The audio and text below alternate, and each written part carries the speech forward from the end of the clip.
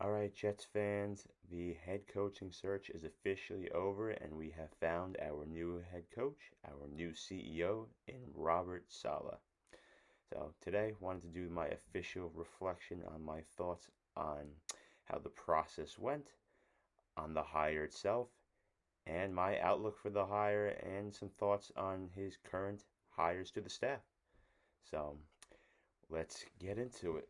First, we have to give some credit right off the bat to Joe Douglas and the rest of the front office. They said from the start it was going to be a thorough process. They were going to talk to many candidates, and they simply backed up their words. They interviewed plenty of candidates. They interviewed a wide batch of candidates. And look, simply as a fan, that's what you want in the search. We're not going to know now if the hire is going to work out or not. But if they were in depth about it, talked to as many people as they could, and took their time on it, that's the best that you could ask for as a fan. So, from that standpoint, for Douglas, gonna have to tip our caps to them and hope that they were right. On Saleh himself, gotta be thrilled. Simply no doubt about it. Going back to my first video of my tiers of head coach options, I had Saleh in tier 2, but simply just due to the likelihood of the hire potentially not going his direction.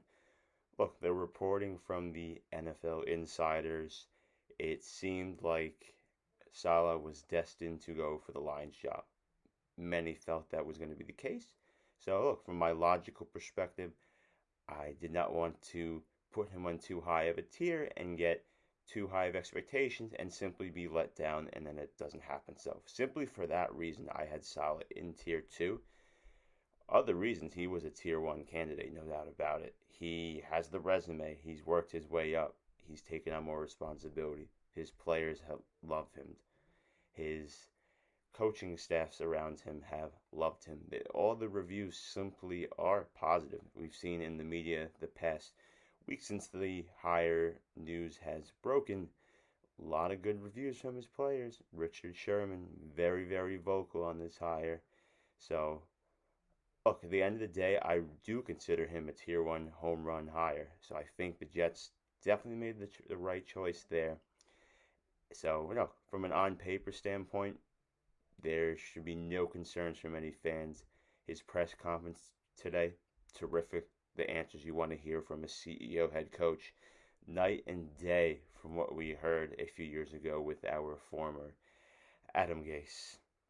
So, got to be happy about the hire. Definitely a thumbs up. Definitely a strong feeling heading into this new regime under Saleh. So, on the process and the hire itself, we got to be thrilled. And now the next steps will be who's going to be the players supporting Saleh. What are we going to do with the quarterback situation? But we'll dive into those in some upcoming videos. But to sum up, on the hire itself and the process, well done, Joe Douglas. Well done, Jets. Your fans are definitely happy about it. And the next step will be to surround the coach and his staff with the right players. And looking forward to chatting on that on an upcoming video. For my outlook on the hire, I look at it in two ways. I have a short-term outlook on my expectations and a long-term outlook on my expectations. My short-term outlook simply is I expect this team to be significantly more competitive, significantly more disciplined, and a significantly more prepared and ready team week by week. As all Jets fans should agree, we did not see that product in the last 2 years specifically, and really over the last 10 years overall, we've been lacking that. So we need to get that credibility back first. So short-term wise, I think Saleh has a great opportunity and a great chance to make that happen. From the reviews of him, there's no reason to not believe that it will happen simply so. Short-term wise, those are the boxes that I'm looking to check off. Forget the wins and losses. That will come in time. That also will come with the building of the team. But next, I'll transition over to my long-term outlook, which is where the wins and losses do come in. Look, I'm not expecting it right away to go from a 2-14 team to a 10+ game winning team season after season. Over time, with the building of the roster, hopefully landing the right players. Of course, a huge part, if not the number one part of the process.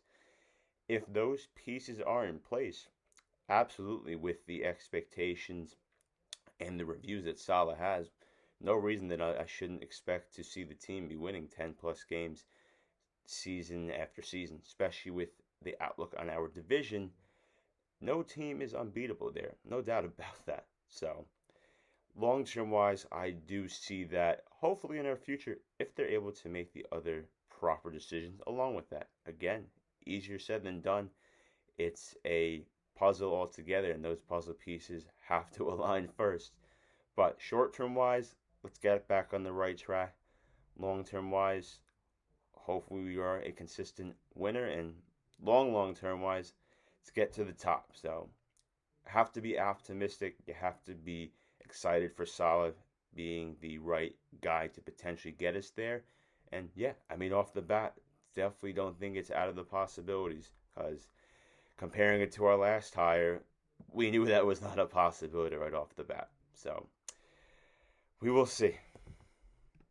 Another part of the Saleh hire that I'm excited about and want to give my thoughts on are the hirings of his offensive coaching staff and his defensive coaching staffs.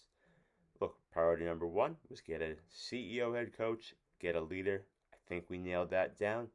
And the second piece of that was going to be nail down a competent offensive coaching staff and nail down a competent defensive coaching staff. So I'm going to dive into first the offensive coaching staff for Robert Saleh's team. So first, run through the offensive side of the staff. Offensive coordinator Mike LaFleur, quarterbacks coach Rob Calabrese, offensive line coach and run game coordinator John Benton, running backs coach John Taylor Embry, tight ends coach Ron Middleton, wide receivers coach, a name fans are probably familiar with, Miles Austin, offensive assistant Todd Washington, passing game specialist Greg Knapp, offensive assistant Billy Van Demerkt, and offensive assistant Mac Brown. So a couple thoughts on this side of the Balls hires. So first, offensive coordinator Mike LaFleur. Love this hire. Of course, the most exciting hire of this whole part of the staff. His work with Shanahan has been great. The Shanahan offense is coming here. That's first and foremost, and that's what we wanted to see, and that's what he's going to do. The work that the Shanahan offense has done with just putting any quarterback into their offense, just plugging them in and getting production.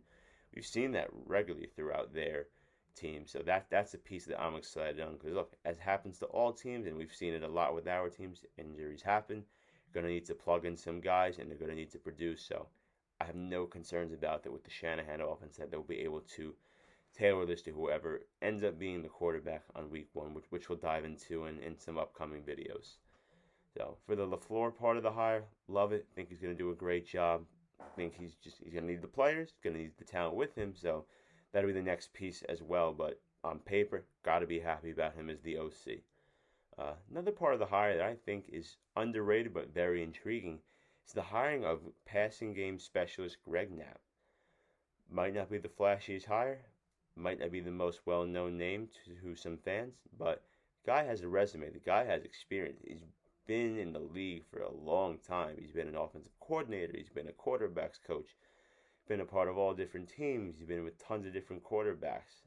This was a huge piece that we were missing in the last coaching staff's coaching hires. They never hired a quarterback coach. They never hired a passing game specialist.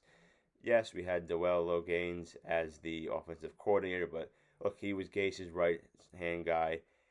It was a very different situation that we did not want to repeat again, simply so. Love that we're going to have a run game coordinator. I love that we're going to have a passing game specialist. We're going to have a quarterbacks coach separately, but I think the Knapp hire is going to bring a lot to the table. Guy has a ton of experience, been part of a ton of different teams, and we need this type of coach to be assisting on this side of the ball. So I'm excited to see what he's going to be able to add to the offensive staff and their preparations week by week. So overall, again, look, thumbs up to the offensive hires, and easier said than done. Got to get some players to help these guys get the job done. also want to add my thoughts to the defensive staff coaching hires. So, a big piece to this part of the process that fans were thinking about was, is Robert Saleh going to continue to manage the unit? Is he going to continue to call plays? How heavy is his role going to be on this side of the ball? Something that we were unsure of after the hire. Doesn't mean we were concerned, but we just simply weren't sure who's going to take these responsibilities. And today, with the announcement of the hires, we are seeing that Saleh will be delegating play calling responsibilities to a defensive coordinator, which I think is the right move. And now let's talk about the staff. So, defensive coordinator, Jets have hired Jeff Ulbrich. Assistant defensive line coach will be Nate Ollie. Defensive assistant will be Ricky Manning Jr.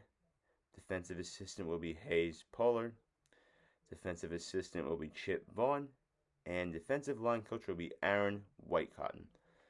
So, look, for some of these hires, not names that I am a ton familiar with, but look, doesn't necessarily mean they're bad hires. I think they definitely will be a great staff for Saleh's defensive side of the ball, especially if that's his expertise. I'm going to trust who he's bringing in to help coach his primary side of the ball.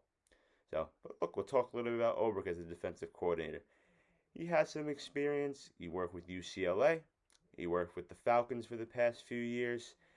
And look at the Falcons unit this past year. After Dan Quinn left, Ulbrich took over this part of the defense as Raheem Morris was elevated to head coach. And statistically, the Falcons defense performed better after that. So look, it's one piece of the puzzle. That's one sample of his work. But look, I think I'm optimistic overall. A former player, I personally always enjoy having a former player being on a coaching staff. I think they are able to connect better with players. That's just my opinion. That's just my feel on it. But again, I might not be the most familiar with the hires, but I'm trusting it if Robert Saleh is hiring the staff to his primary side of the ball. So defensively, again, optimistic. My trust is in Saleh, and we'll see where it takes us. So overall, to sum up on the process, I think the Jets did a great job. They played it out as they said they would. Have to be happy about that. Staff looks good. Might be some more hires to come, especially they haven't announced special teams coach yet. There might be some other assistants added, so looking forward to some of those as well. And as Saleh said, look, I'm excited for this motto going forward. All gas, no brakes. Players are embracing it. The fans are going to embrace it. It's an exciting time to be a Jet fan. So again, easier said than done.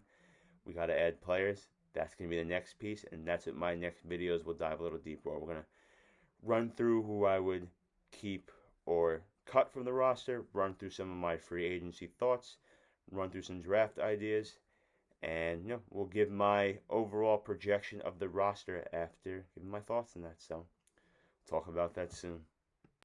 Another note to add, and for all to keep an eye out for, want to let everyone know that myself and my diehard Jets fan friend Brandon Ferris are starting an official podcast for our thoughts, takes, and analysis on the New York Jets. It will be called The Good, the Bad, and the Jets Podcast. I'll drop the links to follow our Twitter page. I'll drop the links to follow our Facebook page.